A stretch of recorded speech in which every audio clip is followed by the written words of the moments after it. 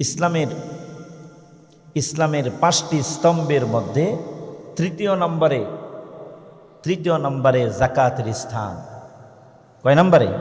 3 নম্বরে হচ্ছে যাকাতের স্থান।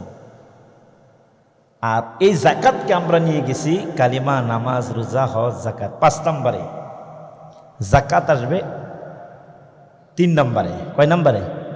3 নম্বরে। যাকাত শব্দের অর্থ কি? যাকাত শব্দের অর্থ হচ্ছে পবিত্রতা, বৃদ্ধি পাওয়া, বরকত হওয়া, আর জিয়াদাতু, আল বারাকাতু, আর তাজকিয়াতু। ভাইরা আমার, যাকাত যদি আপনি দেন, আপনার সম্পদ আল্লাহ তাআলা পবিত্র করে দিবেন। সুবহানাল্লাহ। যেই ব্যক্তি সম্পদের যাকাত দিবে, ওই সম্পদের জিম্মাদার স্বয়ং আল্লাহ রাব্বুল আলামিন নিজে হয়ে যান। সুবহানাল্লাহ। যাকাত দিবেন, নিশ্চিতভাবে আপনার সম্পদের মধ্যে বরকত হবে, সম্পদ পবিত্র হবে, পরিচ্ছন্ন হবে। এই সম্পদের জিম্মাদার হবেন স্বয়ং আল্লাহ, এবং এই সম্পদ খেয়ে পড়ে যখন না ইবাদত বন্দিগি করবেন, সে ইবাদত আল্লাহর দরবারে গ্রহণযোগ্য হবে, কবুল হবে ইনশাআল্লাহ। কিন্তু কোনো ব্যক্তি যদি যাকাত ফরজ হওয়ার পরেও যদি যাকাত আদায় না করে, ওই ব্যক্তির সম্পদের মধ্যে যাকাত থাকার কারণে সম্পদগুলো হারামে পরিণত হয়ে যায়। এই সম্পদ খেয়ে পড়ে যদি আপনি নামাজ পড়েন, রোজা রাখেন, হজ করেন, 2 পয়সার লাভ হবে না, আল্লাহর দরবারে কবুল হবে না। আল্লাহ তাআলা বলছেন, আল্লাহ রাসূল বললেন, ইন্নাল্লাহা তাইয়্যিব লা ইয়াকবালু ইল্লা তাইয়্যিবান। আল্লাহ তাআলা পবিত্র, তিনি পবিত্র বস্তু ছাড়া কোনো কিছু গ্রহণ করেন না। আপনার সম্পদের মধ্যে হারাম রয়েছে, গরিবের হক রয়েছে, এতিমের হক রয়েছে, অনাথিনীদের হক রয়েছে।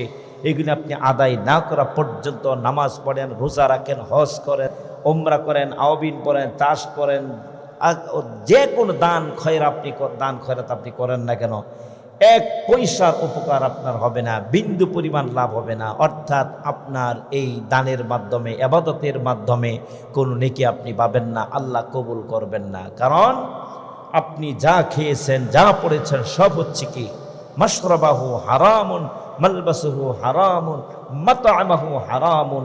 এই হারাম বস্তু পরিধান করে, হারাম বস্তু ভক্ষণ করে, হারাম বস্তু পানাহার করে আপনি ইবাদত করলে সে ইবাদত আল্লাহর দরবারে গ্রহণযোগ্য হবে। সুদ খাওয়া যেমন হারাম, সুদ খেয়ে নামাজ পড়লে যেমন নামাজ হবে না, যেমন রোজা হবে না, ঠিক অনুরূপভাবে ঘুষ খেয়ে নামাজ পড়লে, রোজা রাখলে, হজ করলে যেমন হবে না। যাকাত ফরজ হওয়ার পর কোনো ব্যক্তি যদি যাকাত আদায় না করে, এই যাকাত আদায় না করার কারণে এই সম্পদের মধ্যে হারাম মিশে আছে। এই হারাম সম্পদের মধ্যে যখন মিশে আছে, এই হারাম যখন আপনি ভক্ষণ করবেন, পরিধান করবেন, পানাহার করবেন, এই সম্পদ খেয়ে পড়ে পানাহার করলে, ইবাদত করলে, এই ইবাদত আল্লাহর দরবারে মঞ্জুর হবে না।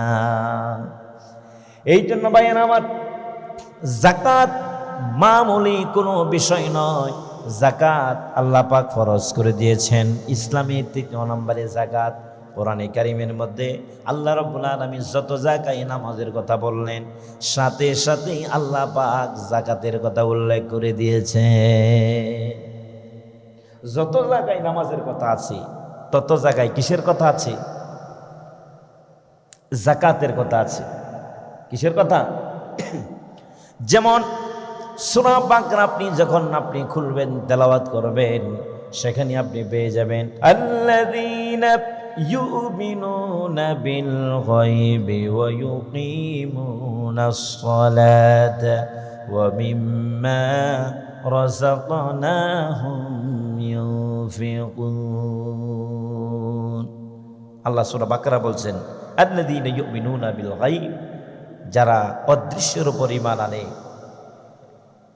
ওয়া ইউকিমুনাস সালাতা, যারা নামাজকে কায়েম করে, ওয়া মিম্মা রাযাকনাহুম ইউনফিকুন, আল্লাহর রাস্তায় যারা দান করে। এখানে আল্লাহর রাস্তায় দান খরচ করে, তার মানে হচ্ছে আল্লাহর রাস্তায় যারা, অর্থাৎ আল্লাহর জন্য যারা যাকাত দেয়। সুতরাং যাকাত নামাজ যেমন ফরজ, জাকাতও ঠিক তেমন ফরজ। আমাদের সমাজে নামাজকে যতটুকু গুরুত্ব দেওয়া হয় এর শতভাগে 10 ভাগও এরকম জাকাতের গুরুত্ব দেওয়া হয় না। সমাজের মধ্যে বহু মানুষের উপরে জাকাত ফরজ হয়ে আছে, জাকাত কখন ফরজ হয়েছে সেটা জানে না, কতটুকু নেশাব হলে জাকাত ফরজ হবে সেটা জানে না, জাকাত কয়টা খাতে জাকাত দিতে হবে সেটাও জানে না, কার উপর জাকাত ফরজ হয়েছে সেটাও জানে না, কখন কি পরিমাণ জাকাত দিতে হবে, কত % জাকাত দিতে হবে সেটাও আমাদের সমাজের লোকজন জানে না। কেন ভাই? জাকাত যেমন ফরজ, জাকাতের ইলম অর্জন করা আপনার জন্য ফরজ। নামাজ যেমন ফরজ, নামাজের ইলম অর্জন করা আপনার জন্য ফরজ। রোজা যেমন ফরজ, রোজার ইলম অর্জন করা আপনার জন্য ফরজ। হজ যেমন ফরজ, হজ সম্পর্কে সেই পরিমাণ ইলম অর্জন করা আপনার জন্য ফরজ। এই যে ফরজগুলি আমাদের না শিকার কারণে কবিরা গুনাহ হচ্ছে। নামাজ ফরজ, রোজা ফরজ, হজ ফরজ, জাকাত ফরজ, এই সম্পর্কে কোনো সন্দেহ আছে আমাদের? কোনো সন্দেহ নাই। এখন কোনো ব্যক্তি যদি এই সম্পর্কে জ্ঞান অর্জন না করে তাহলে এটা একটা তার জন্য কবিরা গুনাহ। যে ইবাদত করবেন সে ইবাদত সম্পর্কে তো আপনাকে সহিভাবে ইলমটা অর্জন করতে হবে। যদি সহিভাবে ইলম অর্জন আপনি না করেন, উল্টাপাল্টা আমল করলে, ইবাদত করলে তা আল্লাহর দরবারে গ্রহণযোগ্য হবে না। সুতরাং এই জন্য আমাদেরকে সহি ইলমটা অর্জন করতে হবে। জাকাত ইসলামের তৃতীয় স্তম্ভ, যেখানেই নামাজ সেখানেই জাকাত। সুবহানাল্লাহ, সুবহানাল্লাহ। এই জন্য ভাইরা আমার, এই জাকাত শুধু আমাদের উপর ফরজ ছিল না, আমাদের নবীর উপরে, আমাদের উপরে এই জাকাত শুধু ফরজ ছিল না। যত নবী, যত পয়গম্বর, যত নবী রাসূল পৃথিবীতে আগমন করলেন, সমস্ত নবী রাসূলদের উপরে আল্লাহ পাক নামাজ জাকাতকে আল্লাহ ফরজ করে দিয়েছেন। শুধু আমাদের উপর না, সমস্ত নবীদের উপরে নামাজ, রোজা, হজ, জাকাত এগুলি ফরজ ছিল। সিস্টেমটা ভিন্ন ছিল, আমাদের মতো এরকম না, কিন্তু ফরজ ছিল। তো ভাইরা আমার, যেমন বনি ইসরাইল একটা জাতি আছে না, বনি ইসরাইল একটা জাতি আছে। এই বনি ইসরাইলদের সাথে আল্লাহ রাব্বুল আলামিন কথোপকথন করলেন, তাদের সাথে কিছু ওয়াদা করলেন, তাদের সাথে কিছু ওয়াদা নিয়েছেন, আদান প্রদান করা হলো। বনি ইসরাইলদের থেকে আল্লাহ পাক ওয়াদা নিয়েছিলেন। কি ওয়াদাগুলো? আল্লাহ রাব্বুল আলামিন কোরআনে কারীমের মধ্যে সেগুলো বলে দিয়েছেন। আল্লাহ পাক বলেন, وَإِذَا أَخَذْنَا مِيثَاقَ بَنِي إِسْرَائِيلَ لَا تَعْبُدُونَ إِلَّا اللَّهَ وَبِالْوَالِدَيْنِ إِحْسَانًا وَذِي الْقُرْبَى وَالْيَتَامَى وَالْمَسَاكِينِ وَقُولُوا لِلنَّاسِ حُسْنًا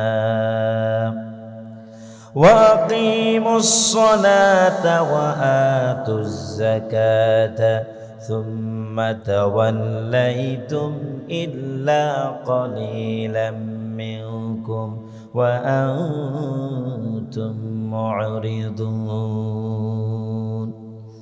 আল্লাহ তাআলা বলেন, আমি বনি ইসরাইলদের থেকে ওয়াদা নিয়েছিলাম, তারা ওয়াদা করেছিল লা তা'বুদুনা ইল্লাল্লাহ, আল্লাহ ছাড়া কারো ইবাদত করবে না, আর দাসত্ব করবে না, গোলামি করবে না। ইবাদত বন্দেগী একমাত্র আল্লাহ রাব্বুল আলামিনের জন্য করবে। আর 2 নম্বরে ওয়াদা করেছিল ওয়া বিল ওয়ালিদাইনি ইহসানা, তারা বলেছিল, আল্লাহ তাআলা বলেন তোমরা তোমাদের পিতামাতার সাথে সদাচরণ করবে, এ ওয়াদা করেছিল তারা।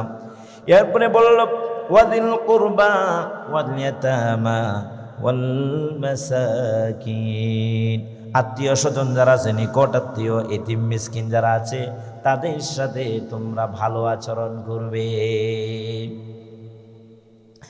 ওয়াকুলু লিন-নাসি হুসনা, আর মানুষের সাথে তোমরা রূঢ় আচরণ করবে না, ভালো আচরণ করবে, ভালো কথা বলবে, হাসি খুশিতে তোমরা ভালো আচরণ করবে, ভালো কথা বলবে। কাউলুম মা'রুফুন সাদাকা, ভালো কথা বলা একটা সাদাকা। সুবহানাল্লাহ বলে। তো ভাইরা আমার, এরপরে শেষে আল্লাহ পাক বললেন তারা ওয়াদা নিয়েছিল, ওয়াদা দিয়েছিল, তাদের থেকে আমি ওয়াদা নিয়েছিলাম। তারা বলল, আল্লাহ তাআলা বলেন ওয়া আকিমুস সালাতা ওয়া আতুজ যাকাত। আল্লাহ তাআলা বলেন তারা বলেছিল তারা নামাজ কায়েম করবে আর যাকাত আদায় করবে। ওই যে বনি ইসরায়েলের মধ্যে নামাজও ছিল, যাকাতও ছিল। শুধু কি তাই নাকি? শুধু বনি ইসরায়েলদের মধ্যে নয়, যেমন লূত আলাইহিস সালাম, ঈসা আলাইহিস সালাম, ইয়াকুব আলাইহিস সালাম, তাদের উম্মতের উপরে, তাদের উপরে যাকাত ফরজ ছিল।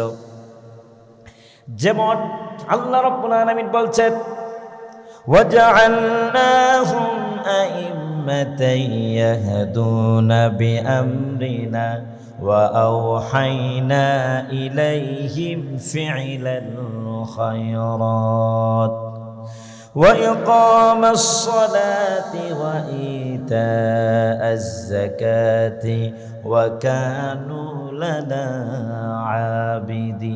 আবিদিন।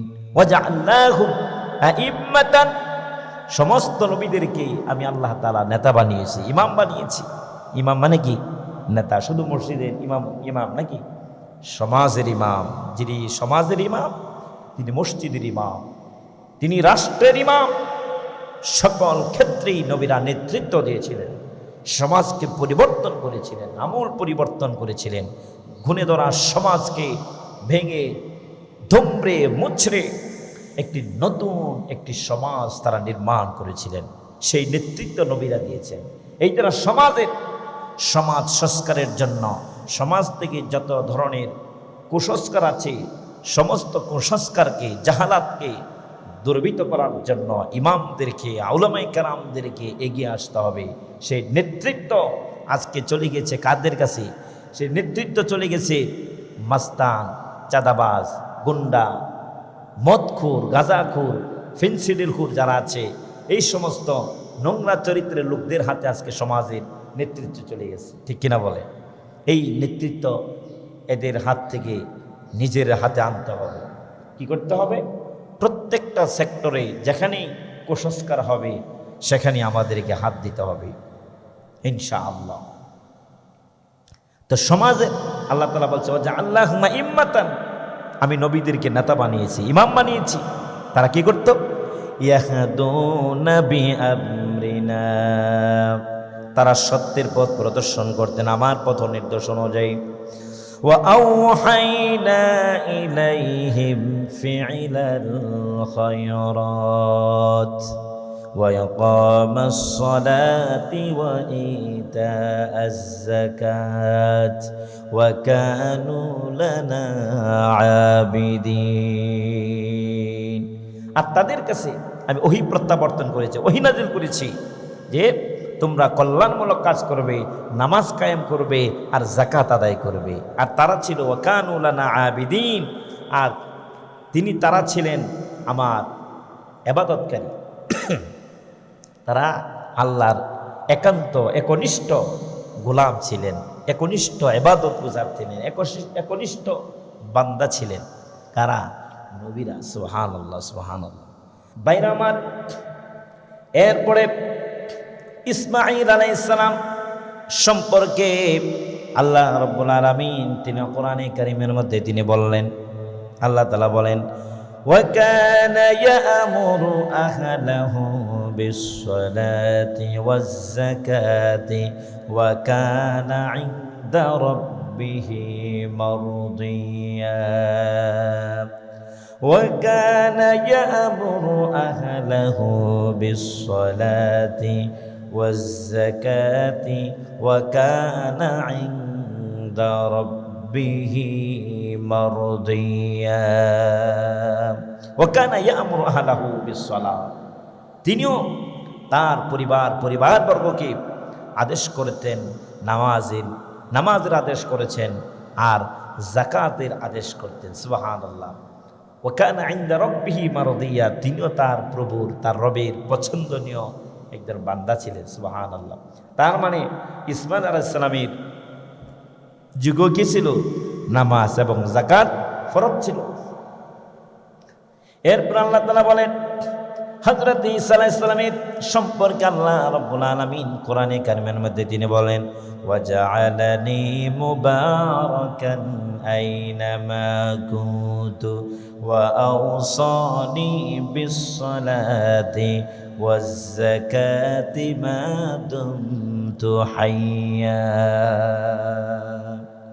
আল্লাহ তাআলা বলেন আল্লাহ তাআলা আমাকে আদেশ করলেন আমি যেখানেই থাকি আমি যেন নামাজকে কায়েম করি, যাকাত আদায় করি। নামাজ এবং যাকাত আদায় করার জন্য আল্লাহ তাআলা বললেন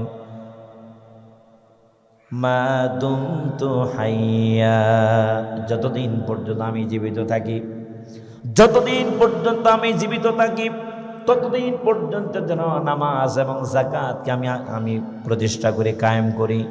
ওয়াজআলানি মুবারাকান আইনামা কুনতু, আমি যেখানে থাকি সেখানে আল্লাহ আমাকে বরকতময় করেছেন। সুবহানাল্লাহ। এমন কোন নবী নাই, এমন কোন রাসূল নাই যে নবীর জমানায় নামাজ রোজা ফরজ ছিল না। কত গুরুত্বপূর্ণ একটা আমল যাকাত। আজকে সেই যাকাতকে মানুষ একেবারে ভুলে গিয়েছে। ওসর কি জিনিস আমরা বুঝি না। ওসর কি জিনিস যদি জিজ্ঞাসা করা হয় আপনাদের অনেকেই বলতে পারবে না ওসর খায় না, গায়ে দেয়, জানে না। ওসর সম্পর্কে জানে না, ওসর সম্পর্কে জ্ঞান নাই। যাকাত সম্পর্কে আমাদের কোনো ধারণা নাই, যাকাত সম্পর্কে আমাদের কোনো জ্ঞান নাই। এটা আমাদের জন্য চরম ব্যর্থতা। একজন ইমানদার হিসেবে, মুসলমান হিসেবে আমরা যাকাত সম্পর্কে জানি না, ওসর সম্পর্কে জানি না। এর থেকে কপাল বোড়া আর নাই। কত বড় দুর্ভাগ্য আমাদের, এই ফরজ ইবাদত সম্পর্কে আমরা ওয়াকিফাল নয়। আল্লাহ আমাদেরকে হেদায়েত দান করুন, আমিন। তো ভাইরা আমার, পর্যায়ক্রমে সমস্ত নবী এবং রাসূলদের উপরে আল্লাহ রাব্বুল আলামিন নামাজ, রোজা, যাকাতকে, হজকে আল্লাহ ফরজ করে দিয়েছেন। এরকমভাবে আমাদের নবীর উপরে আল্লাহ পাক কোরআনে কারীমের মধ্যে বললেন এর অনুরূপভাবে আমাদের উপরে আল্লাহ যাকাতকে আল্লাহ ফরজ করে দিয়েছেন। আল্লাহ তাআলা বলেন ওয়া আকিমুস সালাতা ওয়া আতুজ যাকাতা ওয়ারকাউ মা'আর রাকিঈন। আল্লাহ তাআলা বলেন নামাজ কায়েম করো আর যাকাত প্রদান করো, যাকাত আদায় করো। ওয়ারকাউ মা'আর রাকিঈন, আর রুকুকারীদের সাথে তোমরা রুকু করো, মানে জামাতের সাথে তোমরা নামাজ আদায় করো। আল্লাহ পাক এখানে বললেন ওয়াকিমুস সালাতা ওয়া আতুজ যাকাত, নামাজ কায়েম করো আর তোমরা যাকাত আদায় করো। সূরা বাকারার শুরুতে আল্লাহ পাক বললেন আল্লাযীনা ইউমিনুনা বিল গায়বি ওয়া ইউকিমুনাস সালাতা ويقيمون الصلاة ومما رزقناهم ينفقون।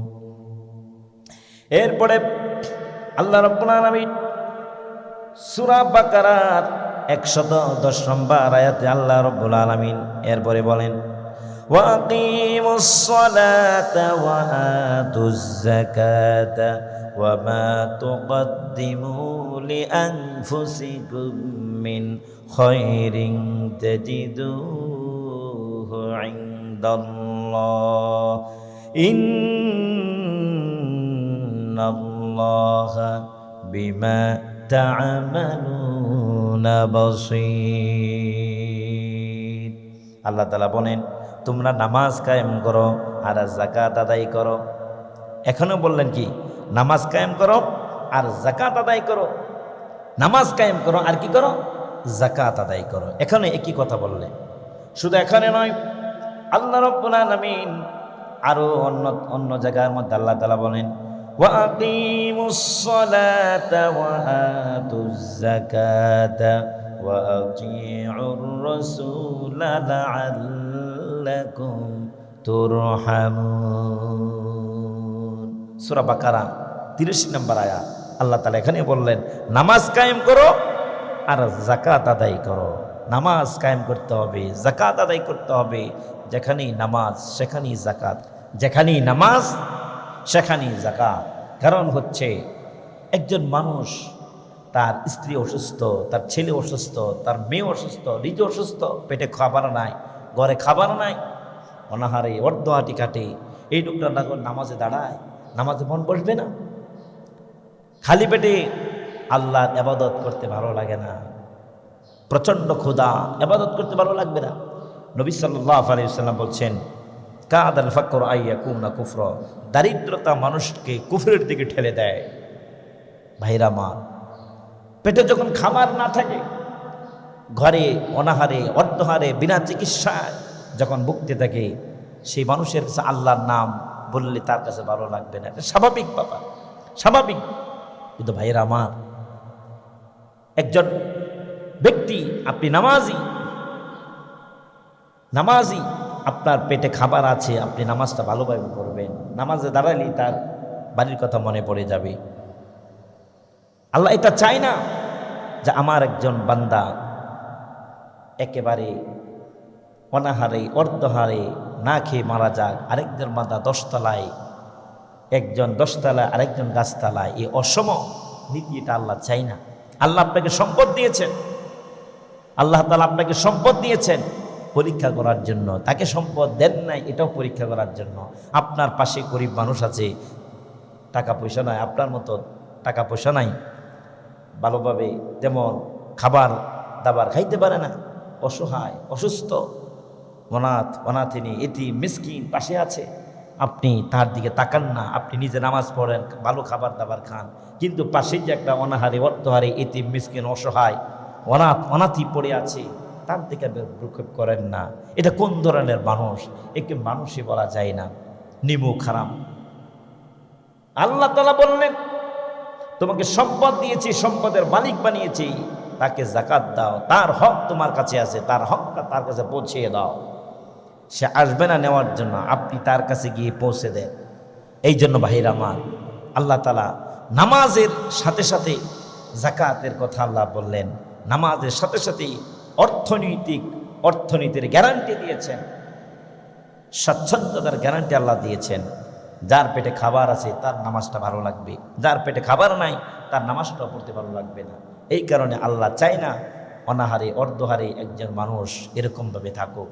আল্লাহ চায় খেয়ে পড়ে 2টা ডাল ভাত খেয়ে যেন তার জীবনটা ধারণ করতে পারে, সে ব্যবস্থা করেছেন আল্লাহ। এই ব্যবস্থা করে দিয়েছেন যাদের উপর যাকাত ফরজ, তারা যেন যাকাতটা আদায় করে দেয়। মামুলি কোনো ব্যাপার নয়, খুবই সাংঘাতিক, খুবই মারাত্মক বিষয়। যাকাত আদায় না করার কারণে যে কি পরিণাম হবে, আমাদের আলোচনার পর্যায়ক্রম এগুলি আসবে ইনশাআল্লাহ। এরপরে আল্লাহ রাব্বুল আলামিন সূরা আনফালের মধ্যে আল্লাহ তাআলা বলছেন আল্লাযীনা ইউকিমুনাস সালাতা ওয়া মিম্মা রাযাকনাহুম ইউনফিকুন। নামাজ কায়েম করো আর তোমরা আল্লাহর রাস্তায় দান করো, খরচ করো, তার মানে যাকাত আদায় করো। এখন আল্লাহ তাআলা কি কথা বললেন? এরপরে আল্লাহ তাআলা বলেন ওয়াল্লাযীনা ফি আমওয়ালিহিম হাক্কুম মা'লুম লিস-সাইলি ওয়াল মাহরুম। অন্যত্র আল্লাহ তাআলা বলেন ওয়াফি আমওয়ালিহিম হাক্কুল লিস-সাইলি ওয়াল মাহরুম। তোমাদের সম্পদের মধ্যে গরিবদের হক রয়েছে, সুতরাং তাদের হক তাদের কাছে পৌঁছিয়ে দাও। এখন এই যে যাকাতগুলি আদায় করবে কে? আদায় করবে কে? এই যাকাত আদায় করবে কে? আদায় করবে আল্লাহ রাব্বুল আলামিন। যাকাত সম্পর্কে বিস্তারিত আল্লাহ পাক কোরআনে কারীমের মধ্যে আল্লাহ পাক বলে দিয়েছেন কাদেরকে যাকাত দিবেন, কাদেরকে দেওয়া যাবে না, কাদেরকে যাকাত দিবেন, কিভাবে যাকাত দিবেন, সব আল্লাহ কোরআনে বলে দিয়েছেন। কারা যাকাত আদায় করবে, কিভাবে আদায় করবে, সেইগুলো আল্লাহ পাক বিস্তারিত কোরআনে বর্ণনা করে দিয়েছেন। আল্লাহ তাআলা বলেন الذين إن مكناهم في الأرض أقاموا الصلاة وآتوا الزكاة وأمروا بالمعروف ونهوا عن المنكر ولله عاقبة الأمور আল্লাহ তাআলা বলেন আমি যখন আমার কোনো মুসলিম বান্দাকে আমি যখন কোনো ক্ষমতা দান করি, ক্ষমতায় গিয়ে রাষ্ট্র ক্ষমতা গিয়ে 4 দফা বাস্তবায়ন করবে, 4 দফা কর্মসূচি বাস্তবায়ন করবে। 1 নম্বরে আকামুস সালাত, তারা নামাজ কায়েম করবে। আর 2 নম্বরে ওয়া আতাউজ যাকাতা, 2 নম্বরে তারা যাকাত আদায় করবে। আর 3 নম্বরে ওয়া আমারু বিল মারুফ, সৎকার আদেশ করবে। আর 4 নম্বরে ওয়া নাহাউ আনিল মুনকার, আর 4 নম্বরে অসৎ কাজের বাধা প্রদান করবে, নিষেধ করবে। ভাইরা আমার, আমাদের দেশের যিনি সরকার আছেন তিনি যদি 4টা কর্মসূচি পালন করেন, 1 নম্বরে নামাজ যদি কায়েম করেন, সব জায়গায় নামাজ কায়েম হয়ে যাবে।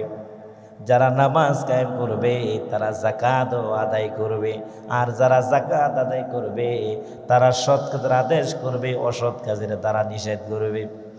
এইটা যদি বাংলাদেশে কায়েম হয়ে যায়, এই 4টা নীতি, আল্লাহর দেওয়া কোরআনের 4টা বিধান, 4টা কর্মসূচি যদি বাস্তবায়ন হয়ে যায়, এই বাংলাদেশ সোনার বাংলায় পরিণত হয়ে যাবে। সুবহানাল্লাহ, সোনার বাংলায় পরিণত হয়ে যাবে। কিন্তু এগুলি করবে কে? যারা নামাজ কায়েম করে না, তারা কিন্তু যাকাত আদায় করার অধিকার রাখে না। আপনি আল্লাহ আগে বলছেন নামাজ কায়েম, নামাজ বাদ দিয়ে আপনি যাকাত নিচ্ছেন, তার মানে উদ্দেশ্য মতলব ভালো না। এখানে টাকা আছে, এই কারণে এই ধান্দাবাজি শুরু করছেন। এই জন্য ভাইরা আমার, যিনি নামাজ আদায় করতে পারেন না তিনি যাকাত আদায় করার অধিকার ইসলাম তাকে দেয় নাই। আগে নামাজ কায়েম করেন, এরপরে যাকাত আদায় করেন, ইনশাআল্লাহ দেখবেন বাংলাদেশ একটি সোনার দেশে পরিণত হয়ে যাবে ইনশাআল্লাহ।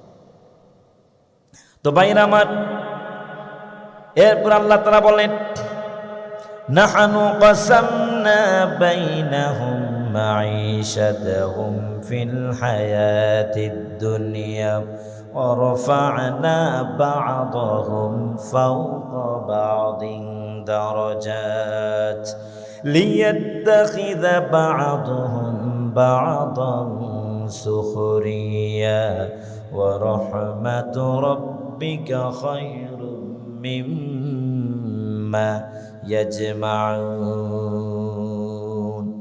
আমি আল্লাহ রাব্বুল আলামিন এই দুনিয়ার জীবনে রিজিককে আমি বন্টন করে দিয়েছি।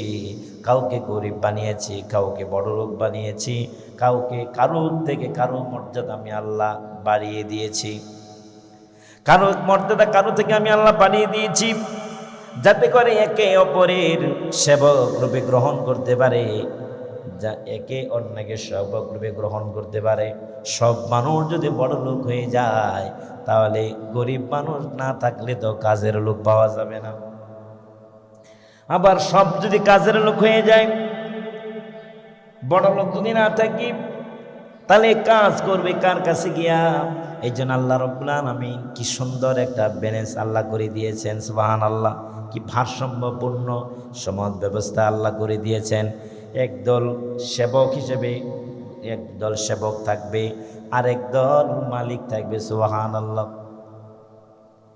আল্লাহ তাআলা এই নীতি বন্টন করে দিয়েছে। সুবহানাল্লাহ, সুবহানাল্লাহ। একজনের উপরে আরেকজনের মর্যাদাকে আল্লাহ উন্নীত করেছে, যাতে করে সব মানুষ যদি বড় লোক হয়ে যায়, তাহলে ক্লিনার পাবেন না, মুসি পাবেন না, নাবিদ পাবেন না, ঠিক কিনা বলেন?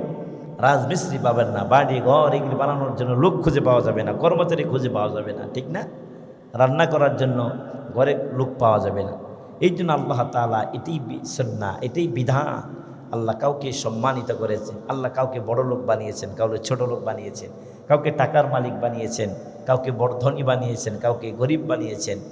ধনী বানিয়ে আল্লাহ পরীক্ষার মধ্যে ফেলে দিয়েছেন, গরিব বানিয়ে আল্লাহ তাকে পরীক্ষার মধ্যে ফেলে দিয়েছেন।